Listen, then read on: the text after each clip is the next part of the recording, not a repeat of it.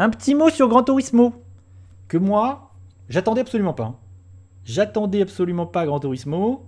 Encore une adaptation de jeux vidéo cette année, après Mario. Après, il y a eu Tetris cette année aussi. Voilà Gran Turismo. Encore une pub géante. Après Mario cette année, pub pour Nintendo. Après Barbie, pub pour Barbie et Mattel. On a une nouvelle pub de 2 heures. Est-ce que c'est bien Gran Turismo? Est-ce que c'est de la merde? Je pense que je vais être beaucoup trop gentil avec le film, alors que je le trouve raté. Je trouve que le film est raté. Mais j'ai pas passé un mauvais moment. Effectivement, je pense que ça va être un bide. Je pense que là, il sort à un mauvais moment. Et je pense que tout le monde s'en fout de Gran Turismo. Je sais pas qui est intéressé par Gran Turismo. Et il arrive vraiment dans cette vague d'adaptation de jeux vidéo. La Sony PlayStation nous a balancé Uncharted qui était éclaté au sol. Et la série de The Last of Us, que j'ai pas vue. Paraît-il, la série est très bien. Et on nous sort Gran Turismo. Et moi, je dois dire que quand j'ai appris qu'il y avait un projet Gran Turismo, je me suis dit, pourquoi faire? Gran Turismo, il n'y a pas de scénario. C'est juste, tu conduis des voitures, vroom vroom. Quelle est l'idée de... Qu'est-ce que c'est le projet? Je me dis, c'est débile, ça n'a aucun sens. C'est comme tu fais un film sur Tetris. Bon, le twist, c'est que le film sur Tetris, c'est sur la création de Tetris et sur pourquoi Tetris est arrivé sur les consoles Nintendo. Donc, c'est un peu intéressant. Là, le twist du film, c'est que c'est pas un film sur le jeu en tant que tel, c'est que c'est un film, en fait, sur un événement autour du jeu. C'est-à-dire que le film traite de la GT Academy et d'un personnage en particulier, d'un jeune homme, jeune pilote, qui, grâce à la GT Academy, était joueur de Gran Turismo, et grâce à la GT Academy, est devenu vrai pilote, et a réussi à courir avec des vraies voitures, et à piloter avec des pilotes professionnels. Et en fait, c'est à la fois un biopic sur cet homme-là, et c'est un film sur la GT Academy. Mais c'est pas une adaptation à proprement dite de Gran Turismo, en fait. J'ai vu un article mentionnant une interview des prods qui était apparemment satisfait. Oui, je l'ai vu, Kalain. Je l'ai vu. Ouais, ils ont dit, concernant Uncharted, ils ont dit, oui, alors en fait, les gens étaient contents. Les joueurs ont trouvé ça bien, et les non-joueurs aussi. Donc, il va y avoir une suite. Moi, j'ai vu que des avis négatifs. Vraiment, Uncharted, c'est nul. C'est zéro. Zéro pointé, je m'en souviens même plus du film. Et puis Tom Holland, pire idée. Pire idée d'avoir casté Tom Holland. Zéro pointé. Nada. Nul. Par contre, il y a une chose qui est sûre, c'est qu'on va en avoir d'autres. Des adaptations de jeux de licence Sony, là, de jeux PlayStation. Tu peux être sûr qu'on va avoir des God of War, des Horizon. Il y a Twisted Metal là d'ailleurs. Il y a la série Twisted Metal qui est diffusée en ce moment. Je sais plus sur quelle plateforme. Je crois que sur Peacock ou un truc comme ça. Bon, ça, je pense que tout le monde s'en fout. Surtout en France. Je pense que même aux US, ils s'en foutent un petit peu, ils s'en battent un petit peu les reins. Mais bon, voilà. Mais Uncharted, ça n'a aucun sens. Hein. Vraiment, qu'on vienne me dire Uncharted 2, tout le monde s'en bat les steaks. Hein. Personne n'a envie de voir Uncharted. Bon, bref, revenons sur Gran Turismo. Du coup, et d'ailleurs, ça m'a. Quand même, cette année, j'ai vu 2 films. J'ai vu un film avec un logo Nintendo cette année. Ça fait bizarre. Et j'ai vu ce Gran Turismo avec un logo PlayStation. Ça fait bizarre. Comme cette année, on a les 2 géants constructeurs japonais qui s'affrontent au cinéma. C'est bon, Gran Turismo, il va bider, hein, alors que Mario, c'est un carton stratosphérique. Mais voilà. Du coup, en fait, le film Gran Turismo, il est un peu malin de ne pas faire une adaptation bête et méchante parce que ça n'avait aucun sens. En fait, c'est un peu malin de traiter cette histoire parce que c'est une histoire vraie. Le film adapte une histoire vraie et parle d'une vraie histoire. Et c'est un biopic sur quelqu'un qui a eu une vraie aventure, qui est encore vivant d'ailleurs, qui a bossé sur le film. Et c'est intéressant en fait. C'est plutôt intéressant. Et l'histoire, elle est assez dingue. De ce jeune garçon qui est juste joueur de jeux vidéo, qui joue à des jeux toute la journée sur sa console, qui est très fort à Gran Turismo, et qui va devenir un vrai pilote. En fait, l'histoire, elle est assez dingue. C'est pour ça que ça peut faire. C'est une bonne histoire en fait pour en faire un film. Et en plus, ce qui est intéressant, je trouve, c'est que c'est aussi un film sur les jeux vidéo, sur les joueurs de jeux vidéo. Et c'est un film qui dit aussi que jouer à des jeux vidéo, c'est pas forcément abrutissant. C'est pas forcément pour les débiles. C'est pas forcément, ça rend pas forcément violent. Et c'est ça que j'aime bien aussi dans le film, même si c'est, il faut quand même le dire, une pub, hein. Une pub de 2 heures pour Gran Turismo, et ça essaie de nous dire, moi je suis sorti du film, je suis persuadé que Gran Turismo c'est la meilleure simulation automobile ever. Je suis pas sûr que ce soit le cas. Mais vraiment, le film, il veut nous faire comprendre que Gran Turismo c'est le meilleur jeu de course ever, mais au-delà d'être un jeu de course, on te dit littéralement que c'est pas un simple jeu de course. C'est une simulation automobile. Ça n'a rien à voir.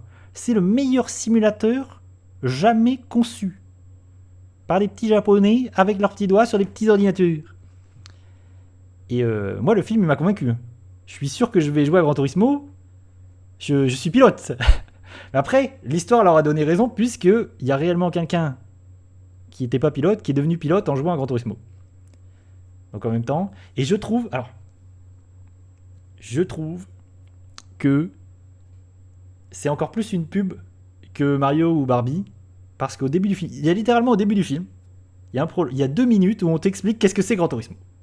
Donc tu vois le créateur de Gran Turismo, qui est joué par un acteur, et on t'explique, alors Gran Turismo, c'est un jeu sur console, on essaye de créer, et vraiment t'as 2 minutes où vraiment on te dit, paf, Gran Turismo c'est ça, c'est une simulation, on essaye d'être au plus proche, tous les détails, tout est fou, on est des dingues, c'est dingo, meilleur jeu du monde, paf, et après t'enchaînes avec le film. Et je me suis dit, waouh, ah oui quand même, littéralement c'est, ils veulent vendre des jeux, des consoles, c'est assez fou. Vraiment, même Mario il a pas osé faire ça. Mario il sait même, c'est fou, franchement, c'est assez fou. Et du coup après on part sur, au final c'est un biopic assez classique en fait, sur quelqu'un qui part de rien et puis qui va devenir pilote et qui a une vie assez dingue parce qu'il va concourir vraiment aux 24 heures du Mans. Il va faire des places quoi. Il va vraiment montrer que c'est devenu un vrai pilote. Et du coup, c'est quand même une vie assez extraordinaire. Alors pourquoi moi le film ? Parce que en vrai, mon Gran Turismo, je suis pas fan de jeux de voiture. Je crois que j'ai jamais joué à Gran Turismo de ma vie. Et voilà, c'est que je m'en bats un peu le steak de Gran Turismo. Pourquoi, me direz-vous, le film m'a intrigué ? Parce que il est réalisé par Neil Blomkamp.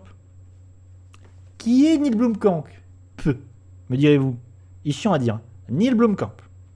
C'est le réalisateur, entre autres, de District 9, son premier film, qui est malheureusement resté son meilleur film. District 9, c'est chef-d'œuvre. Vraiment, j'adore District 9. Il a réalisé Elysium, Chappie et beaucoup de courts-métrages. Et récemment, son dernier film, c'est Démonique. C'est un film d'horreur et c'est une daube. Malheureusement, Démonique, c'est horrible. Je pense que c'est un des pires films que j'ai vu récemment. Je crois qu'il est sorti en 2020, quelque chose comme ça. Je crois qu'il l'a tourné pendant la pandémie. Enfin, Démonique, c'est de la merde. Mais, oui, c'est pour ça que je le dis, Yoichi. C'est quand même très étonnant que il soit sur ce projet-là, tu vois. C'est quand même très bizarre. Moi, j'ai été très surpris. Et c'est pour ça que j'étais un peu curieux. Parce que sinon, jamais j'y vais. Hein. Donc j'étais quand même un peu curieux. Bon, c'est pas le meilleur film de Neil Blomkamp. Mais District 9, si vous avez jamais vu District 9, c'est hyper bien. Moi, j'adore District 9. Malheureusement, c'est son chef-d'œuvre. Et après, il fait que redescendre, quoi. Et c'est... Moi, j'ai toujours espoir en lui, hein, vraiment. Mais il fait partie de ces gens, comme Del Toro, qui sont plus connus pour les projets avortés, les projets qu'il aurait pu concrétiser, parce que c'est quelqu'un, par exemple, il était rattaché au projet d'adaptation de Halo, à l'époque, produit par Peter Jackson, qui est devenu District 9. Et du coup, c'est devenu une série maintenant, Halo.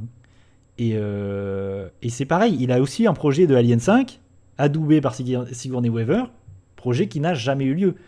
Et vraiment, c'est terrible. C'est quelqu'un encore comme Guillermo del Toro, qui a eu des projets qui auraient pu être fous, et qui finalement sont tombés à l'eau, et pour le coup, et c'est très triste. Et il a un projet de District 10 d'ailleurs, suite à District 9. Et tout ce qu'il a produit, c'est hyper intéressant parce que tout ce qu'il avait produit, tout ce qu'il avait taffé pour Halo, c'est devenu District 9. Et c'est cool parce que District 9, c'est super. Mais Alien, moi j'avais trop envie de le voir. Hein. Son Alien 5, ce qui est terrible, c'est que c'est Ridley Scott.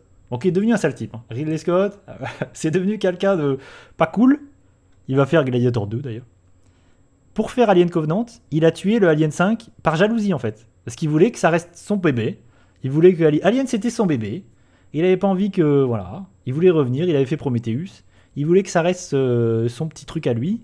Il voulait revenir là-dessus. Et du coup, il a tué Alien 5 littéralement. Et il a réalisé Alien Covenant. Que j'aime bien, cela dit. Moi j'aime bien Prometheus et Alien Covenant. Mais on n'aura jamais Alien 5. Peut-être un jour, on sait jamais. D'ailleurs, il y a beaucoup de choses qui ont fuité sur le film. Il y a eu beaucoup de chara design, d'artwork. Sigourney Weaver, elle en a parlé. Elle avait dit qu'elle était hyper chaud. Enfin, ça c'est triste. Ce projet, c'est très triste. Donc on retrouve Neil Blomkamp là-dessus, sur Gran Turismo. Et à la réflexion, c'est pas con. Parce que, depuis le début, il est sur les projets transmédia, jeux vidéo, sur les adaptations de jeux vidéo. Et il a fait beaucoup de courts-métrages après, d'ailleurs avec l'Unreal Engine, qui était dispo sur Steam d'ailleurs. Et avec son studio qui s'appelle Ox Studio, je crois. Il y a des courts-métrages qui s'en foutent là-dedans. Franchement, intéressez-vous à ça. Ox Studio, je crois qu'ils étaient même sur Netflix à un moment. Ils sont peut-être encore. Il y a plein de courts-métrages avec des créatures, des monstres. Il y en a un, il est fou avec un monstre. Enfin, il y a des trucs assez fous. Et en fait, il a toujours... D'ailleurs, Démonique, c'est ça aussi. Il a toujours été intéressé par le jeu vidéo. Et par l'idée de vraiment mixer cinéma, jeu vidéo, les technologies du jeu vidéo dans le cinéma, tout ça. Donc finalement, ça a du sens. Après coup, tu te dis, putain, ça a du sens. Et ça aurait pu donner une dinguerie.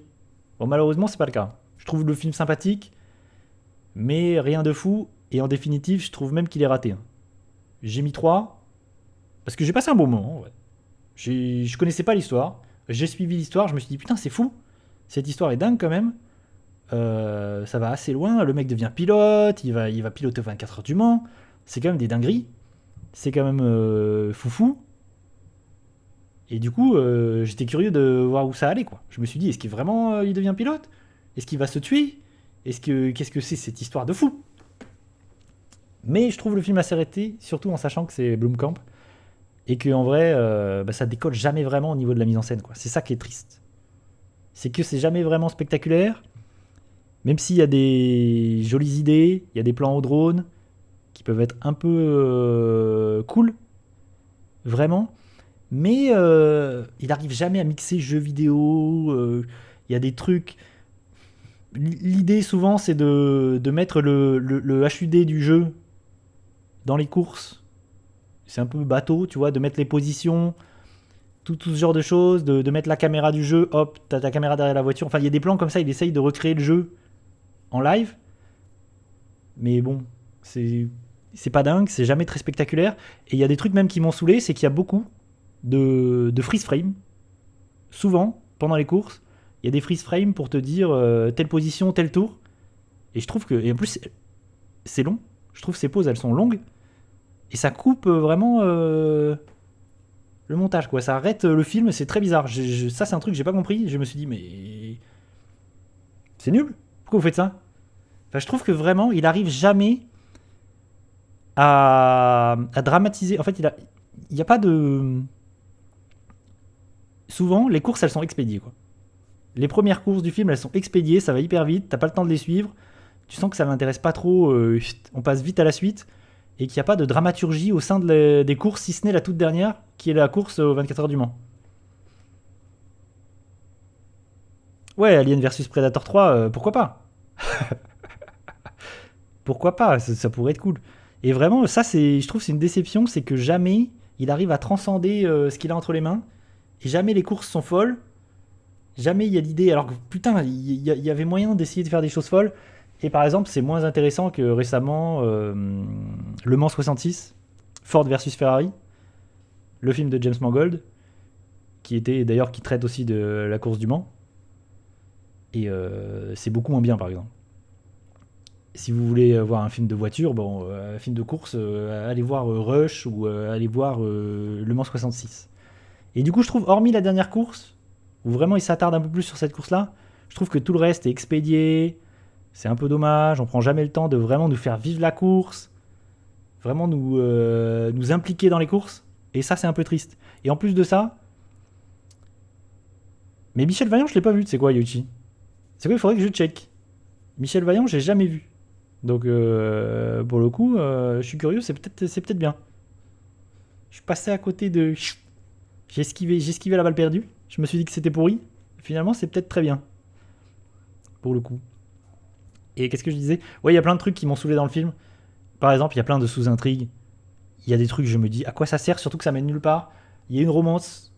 Il va rencontrer une jeune fille. Il y a cette romance qui est lancée, qui va nulle part.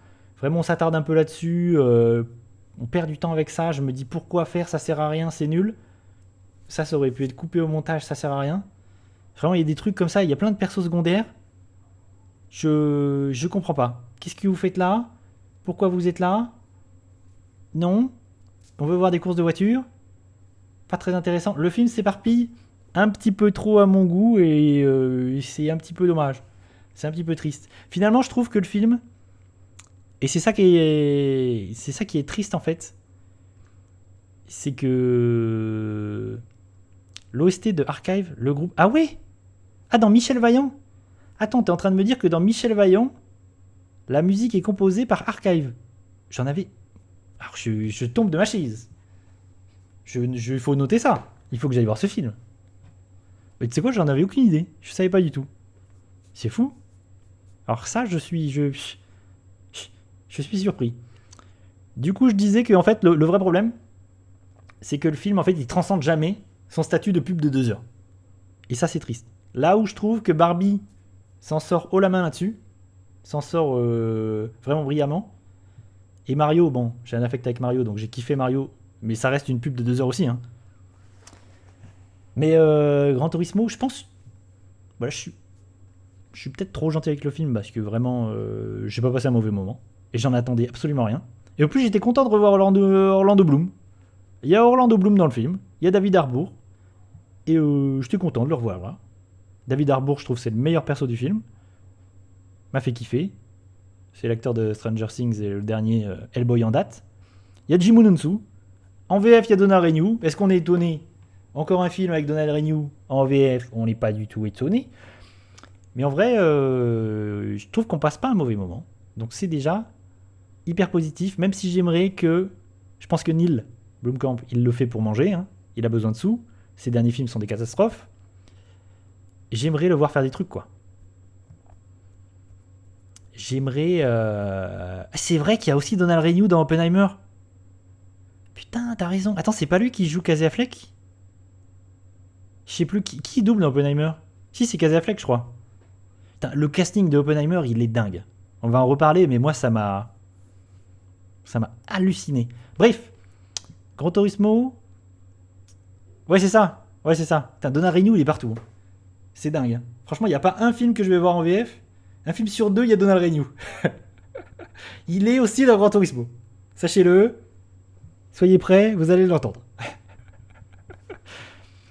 Du coup, j'ai pas passé un mauvais moment, mais je pense que c'est raté. Je pense que le film est raté, surtout quand c'est un tel réalisateur qui double, enfin qui réalise, qui se raconte. Et du coup, moi, ça m'attriste beaucoup que ce réalisateur, plus ça va, plus moins il arrive à briller. Et j'espère que là, il a fait ça pour l'argent et qu'il va nous sortir une dinguerie plus tard, quoi. J'espère que, voilà, il va réussir à peut-être District 10, même si c'est dommage. Franchement, s'il fait District 10, c'est dommage parce que ce serait une suite. Moi, j'ai envie de devoir faire d'autres choses, quoi. C'est un peu triste. Là-dessus, je trouve que c'est un peu triste. Voilà en ce qui concerne Gran Turismo, adaptation du jeu vidéo éponyme. Donc j'imagine qu'il n'y aura jamais de Gran Turismo 2. Je pense que le film va bider de toute façon. Parce que je vois pas ce qu'ils peuvent faire vu que là, ça parle de quelqu'un, c'est un biopic. Ça parle de la GT Academy. Gran Turismo 2, c'est pas pour tout de suite. Il y aura peut-être un Uncharted 2. Gran Turismo 2, je suis pas sûr. Ouais, c'est ça. Mais moi, ça m'attriste beaucoup, Yo-Yo. Parce que vraiment, District 9, ça m'a marqué. J'avais adoré. Et à chaque nouveau film, même si Elysium, j'aime bien, Chappie aussi, c'est beaucoup moins bien. Et franchement, à chaque film, je me suis dit, putain, vas-y. Je veux voir de la folie, je veux voir quelque chose de fou. Et à chaque fois, j'étais un peu déçu. Et Démonique, vraiment, je sais pas si tu l'as vu, je me souviens t'en avoir déjà parlé. Son film d'horreur, là, il est nul à chier. J'ai trouvé ça nul à chier. pense qu'il l'a fait avec très peu de budget. Il a fait ça pendant le confinement. Comme beaucoup de réals frustrés. Et c'est horrible. Je pense que c'est un des pires trucs que j'ai vu de ma vie. C'était vraiment nul à chier. Voilà en ce qui concerne Gran Turismo. Merci Sony PlayStation. Cette année, on retiendra que la meilleure adaptation de jeu vidéo cette année, c'est Mario. C'est quand même fou que cette année, il y a Mario, il y a Tetris, il y a Gran Turismo, il y a The Last of Us. Je pense qu'il y en a d'autres. Il y en a sûrement d'autres que j'oublie. C'est assez fou. Dingo.